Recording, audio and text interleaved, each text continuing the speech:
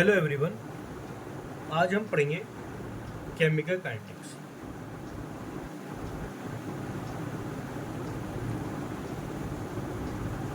Chemical kinetics में पहले chemical kinetics term का मीन समझेंगे हम। अगर इसका मतलब समझे तो काइनेटिक्स टर्म जो है वो ड्राइव हुआ है ग्रीक लैंग्वेज के काइनेसिस से, जिसका मतलब है मूवमेंट या स्पीड। अब इस चैप्टर में मूवमेंट या स्पीड को एक नए टर्म से रिलेट करा गया है, वो है रेट। और केमिकल को हम समझ सकते हैं किसी भी केमिकल रिएक्शन टर्म से, केमिकल रिएक्शन से। तो केमिकल काइनेटिक्स टर्म का मतलब हो गया जिसके अंदर हम स्टडी करते हैं किसी भी केमिकल रिएक्शन की स्पीड को, मूवमेंट को, कि वो केमिकल रिएक्शन कितने समय में कंप्लीट होगी। कुछ रिएक्शन बहुत फास्ट होती हैं जैसे एसिड बेस रिएक्शन, कुछ रिएक्शन बहुत स्लो होती हैं जैसे रस्टिंग ऑफ आयरन, कुछ रिएक्शन इंटरमीडिएट होती है जो ना ज़्यादा फास्ट होती है ना ज़्यादा स्लो होती है। तो केमिकल काइनेटिक्स में सबसे पहले हम डिस्कस करेंगे रेट के बारे में।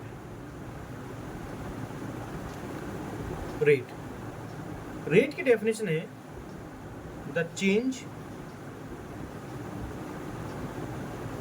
in the concentration of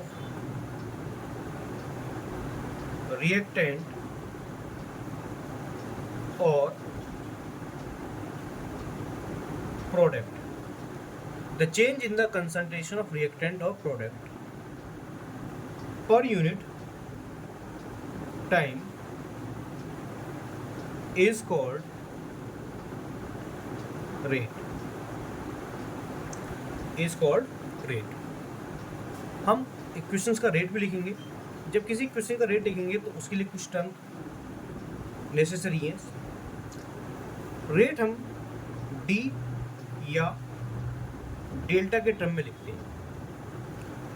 D indicate करता है स्मॉल चेंज को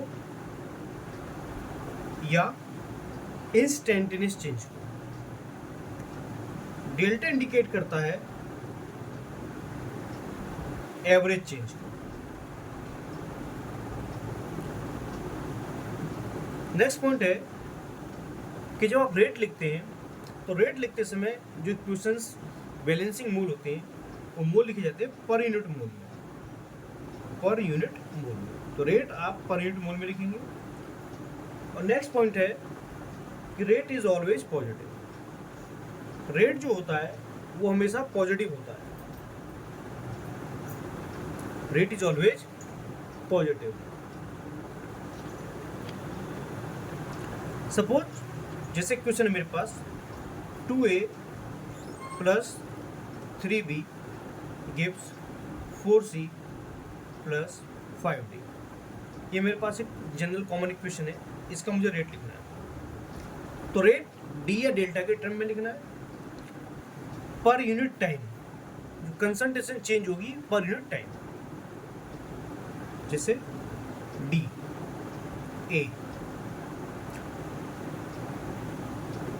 डी ए एक्टिव मास, इस वाले ब्रैकेट को हम बोलते हैं एक्टिव मास।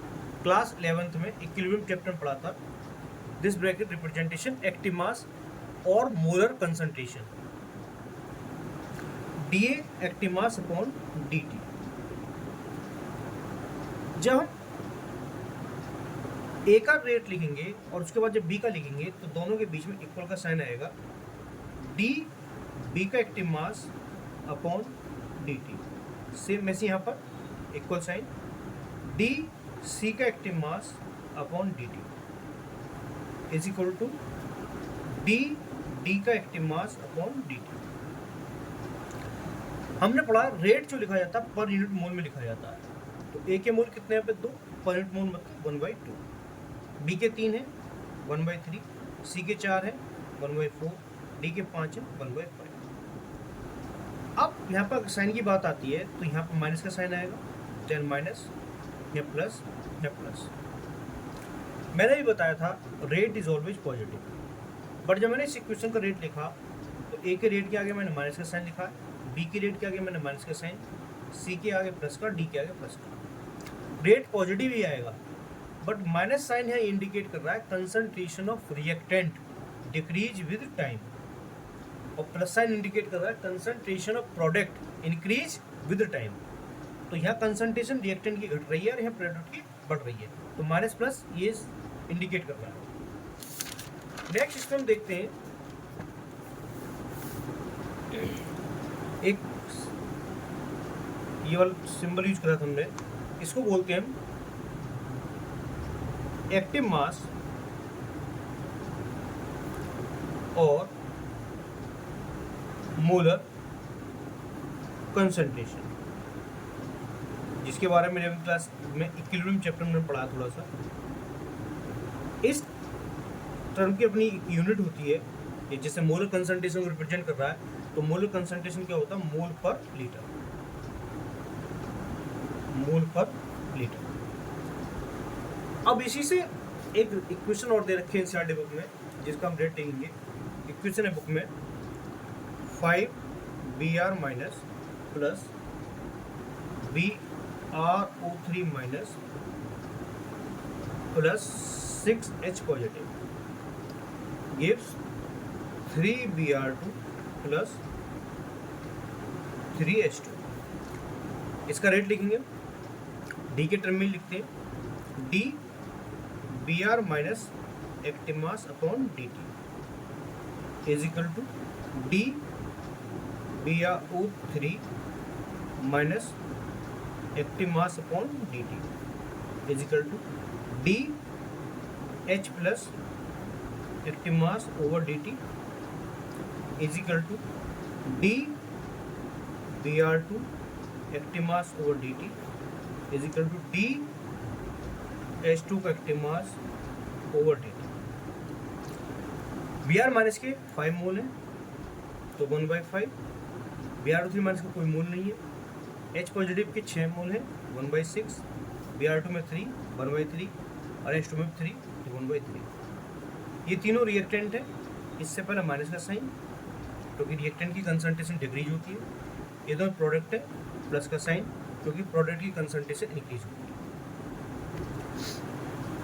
इसको आप ऐसे भी दिखा सकते हैं, जैसे मैं लिखा delta R active mass upon delta T. अभी पीछे पढ़ा था कि रेट को डी या डेल्टा के टर्म में लिखा जा सकता, तो मैंने डेल्टा लिया है। आर इंडिकेट कर रहा रिएक्टेंट और डेल्टा चेंज। अब चेंज जब होगा तो दो कंडीशंस होंगी, एक इनिशियल और एक फाइनल। तो जनरल में इंडिकेट कर देते हैं फाइनल माइनस के इनिशियल, मतलब R2 माइनस के R1 अपॉन T2 माइनस के T1। रिएक्टेंट का लिख रहे हैं तो पहले साइन माइनस का आएगा और देन यहाँ पर भी माइनस का। ऐसे हम प्रोडक्ट का लिख सकते हैं dP active mass over dt is equal to P2 minus के P1 ओवर T2 माइनस के T1। प्रोडक्ट है यहाँ प्लस का साइन, प्रोडक्ट है यहाँ पर भी प्लस का साइन। तो एक्टिव मास की यूनिट आई थी मोल पर लीटर। अब हम रेट लिखते हैं, जब रेट लिखते हैं तो रेट में पूरा स्ट्रेचर टर्म आता है डी या डेल्टा, जो भी एक एक्टिव मास ओवर dt। अब इस ब्रैकेट की यूनिट है मोल पर लीटर, और चेंज किसके साथ हो रहा है, per unit time, per unit time. तो रेट की यूनिट यहाँ बन जाती है mole litre inverse time inverse. Generally time second में लिया जाता है, अगर स्पेशली पूछा गया मिनट में आवर तो अलग बात है, इसलिए मैं यहाँ यूज करेगा time, mole litre inverse time inverse. अब इसी से रिलेटेड एक क्वेश्चन आया था 22-23 में, बोर्ड का क्वेश्चन है, 1 नंबर क्वेश्चन है।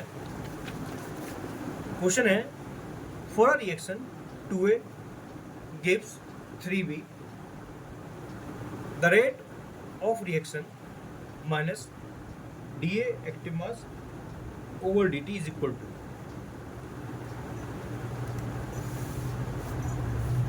तो क्वेश्चन है 2a गिव्स 3b।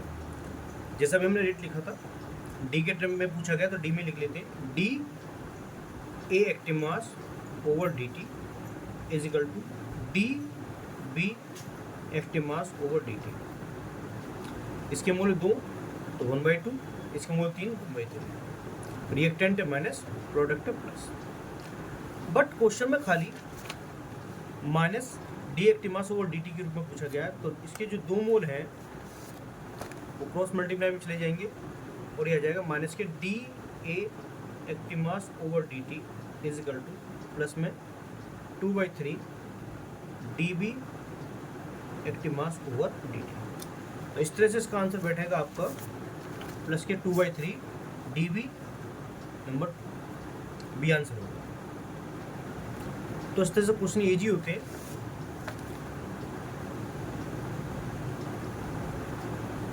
एक इक्वेशन और लेते हैं इसमें, 4NH3 plus 5O2 gives 4NO plus 6H2।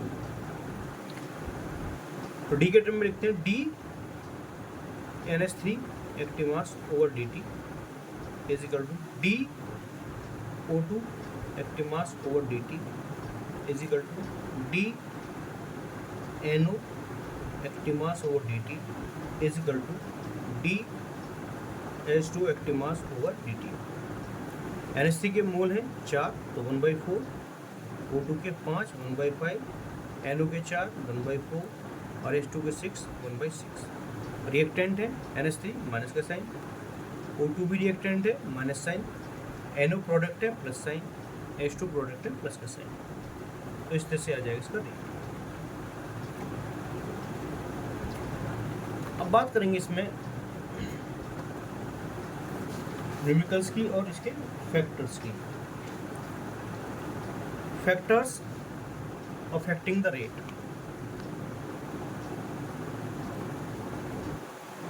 Factors affecting the rate. Factors affecting the rate. सबसे सिंपल पॉइंट है, रिएक्टेंट की कंसंट्रेशन जितनी ज़्यादा होगी रिएक्शन का रेट उतना ज़्यादा होगा। इसमें सबसे इम्पोर्टेंट पॉइंट ये आता है फैक्टर्स में कि जब आप किसी भी रिएक्शन का टेम्परेचर 10 डिग्री बढ़ा देते हैं, 10 डिग्री से मतलब 10 डिग्री सेल्सियस हो सकता है वो, 10 केल्विन हो सकता है वो, और 10 फ़ारेनहाइट भी हो सकता है। तो उस रिएक्शन का रेट नियरली या अप्रॉक्सीमेटली डबल हो जाता है। इस पॉइंट को इसी चैप्टर में आगे डिस्कस करेंगे, वो डबल क्यों होता है, ये कैसे होता है। सबसे मेन पॉइंट यही है। नंबर 2, किसी भी रिएक्शन का सरफेस एरिया जब बढ़ जाएगा तो वो उस रिएक्शन का रेट बढ़ जाता है। और एक मेन पॉइंट है कि catalyst increase the rate of reaction. Catalyst increase the rate of reaction. तो फैक्टर्स में 3-4 पॉइंट हो गए। पहला, catalyst increase the rate of reaction. दूसरा, सरफेस एरिया जितना ज़्यादा होगा रेट उतना ज़्यादा होगा। नेक्स्ट, रिएक्टेंट की कंसंट्रेशन इंक्रीज होती रहेगी, रेट बढ़ता रहेगा। और सबसे इम्पोर्टेंट पॉइंट, किसी रिएक्शन का टेम्परेचर यदि 10 डिग्री बढ़ता है, चाहे 10 डिग्री सेल्सियस हो, चाहे 10 केल्विन हो, चाहे 10 फ़ारेनहाइट हो, उस रिएक्शन का रेट नियरली डबल हो जाता है। नेक्स्ट हम इसका डिस्कस करेंगे इसके न्यूमेरिकल्स।